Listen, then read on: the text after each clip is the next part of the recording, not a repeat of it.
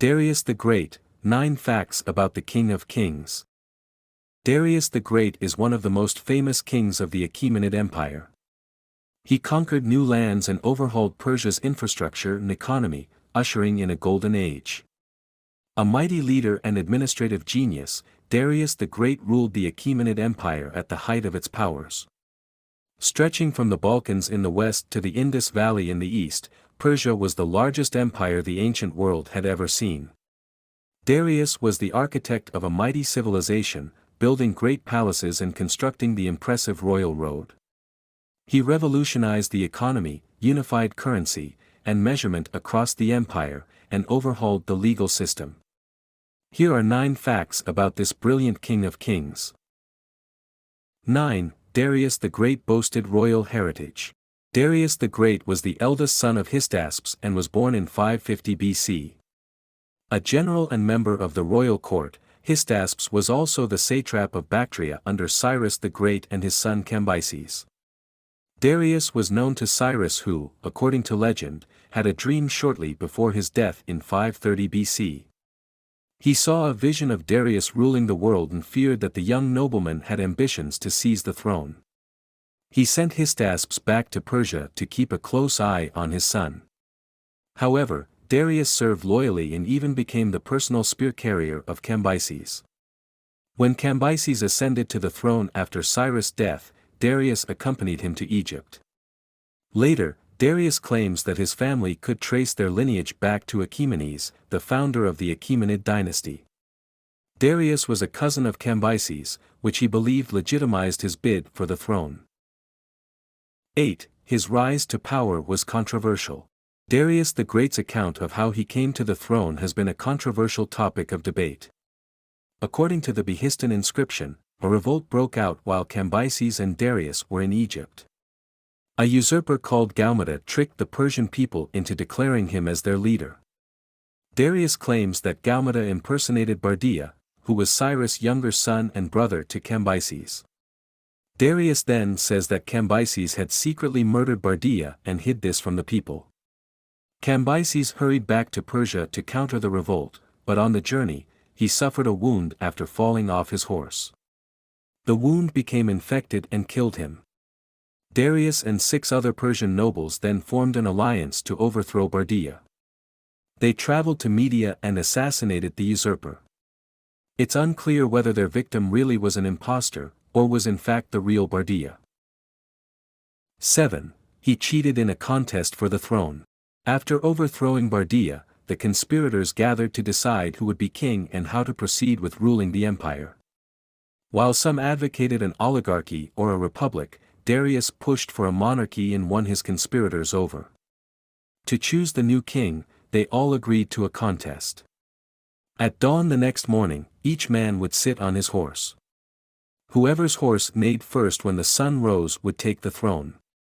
The Greek historian Herodotus tells us that Darius ordered his servant to rub his hand on the genitals of a mare. The groom then let Darius' steed sniff his hand. Suitably stimulated, Darius' horse neighed first. With his victory accompanied by thunder and lightning, none of his fellow contenders disputed his claim, and Darius the Great ascended to the throne. 6. Darius defeated 9 rebellious rivals. However, Darius the Great's position was far from secure. Several satraps refused to accept Darius as their king and rose in rebellion. Rival kings sprang up across the empire, taking advantage of the lingering support for Bardia. In Babylon, a nobleman claiming to be of old royal blood declared himself as Nebuchadnezzar III. A rebel king named Achaemenid rose up in Elam. In Egypt, Hetepbastus III assumed the title of pharaoh and seized control. Darius and his forces roamed across the empire, tackling each insurrection individually. With a small but loyal army alongside his 10,000 immortals and the support of several nobles, Darius crushed the opposition. His inscription at Byzantium proclaims that he fought 19 battles against 9 rivals and won. After 3 years of turmoil, Darius' position as King of Kings was secured. 5. He expanded the frontiers of the Achaemenid Empire. One of Persia's greatest kings, Darius the Great expanded the frontiers of the empire through a series of military campaigns. After quashing the rebellions across Persia, Darius sent forces east into India. He took control of the Indus Valley and extended Persian territory into the Punjab region. In 513 BC, Darius turned his attention to the Scythians, who had long harried Persia's northern boundaries. After Darius' forces crossed the Black Sea, the Scythians retreated, burning and destroying everything as they went. Stretched thin and unable to bring the Scythians to the field, the Persians halted at the Volga River. Sickness and failing supply lines soon took their toll, and Darius abandoned the campaign. Darius then subdued Thrace and sent envoys to Amyntas I, the Macedonian king, who agreed to become a vassal state in 512 BC. In the west, Darius consolidated his hold on the Ionian and Aegean islands by installing a series of native tyrants loyal to Persia. Stretching from India in the east all the way to Egypt in the west, the Achaemenid Empire asserted its status as the dominant power in the region. 4. Darius was a brilliant administrator. While his conquests were impressive, Darius the Great's true legacy lies in his incredible feats of administration. At its height, the Achaemenid Empire covered some 5.5 million square kilometers of territory. To keep this vast domain organized, Darius divided the empire into 20 satrapies. To govern each province, he appointed a satrap who would effectively act as a lesser king.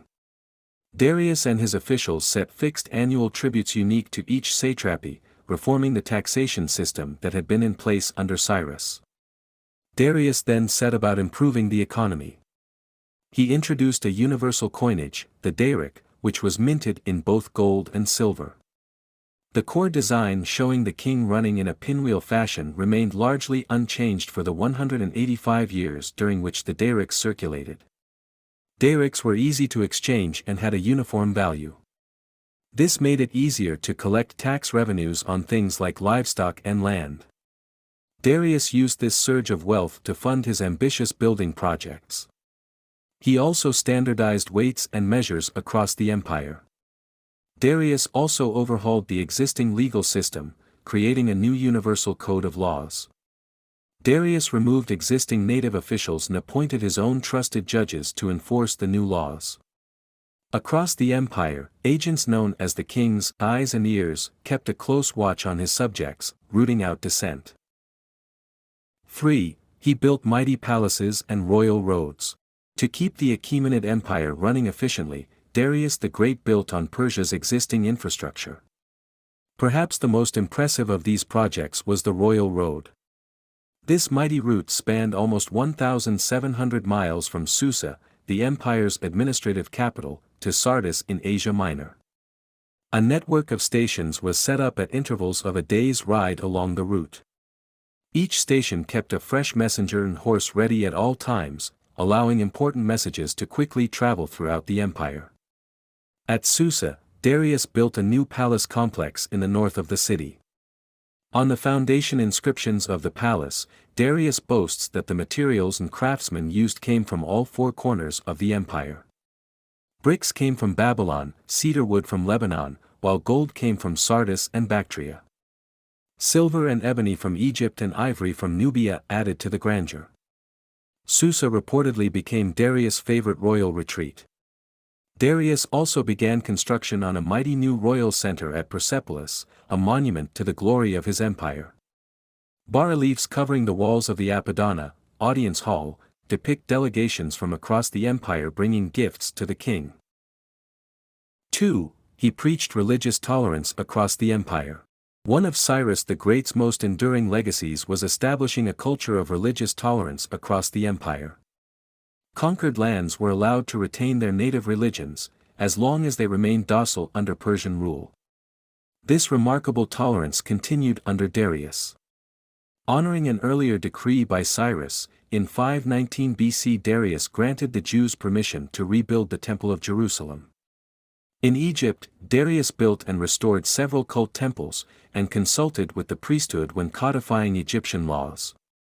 Although historians are unsure if Darius officially worshipped the sect, Zoroastrianism became the Persian state religion. Darius himself certainly believed in Ahura Mazda, the chief deity of the Zoroastrian pantheon. There are several references to Ahura Mazda in many of his proclamations and inscriptions, including Behistun. Darius seemed to believe that Ahura Mazda had bestowed on him a divine right to rule the Achaemenid Empire. 1. Darius the Great died before he could conquer Greece. With Persia holding influence over several Ionian and Aegean cities, conflict with the emerging Greek city-states seemed inevitable. In 499 BC Aristagoras, the tyrant of Miletus, rebelled against Persian rule after a disagreement with one of Darius the Great's appointed generals. Aristagoras sought allies from mainland Greece. The Spartans refused, but Athens and Eretria agreed to help by providing troops and ships and burning the city of Sardis. After 6 years of war, the Persians defeated the rebels and regained control of the region. Furious and eager to retaliate, Darius attempted to invade Greece. In 490 BC, the Persians destroyed Eretria and enslaved the survivors. Turning his vengeful gaze upon Athens, Darius' forces landed at Marathon.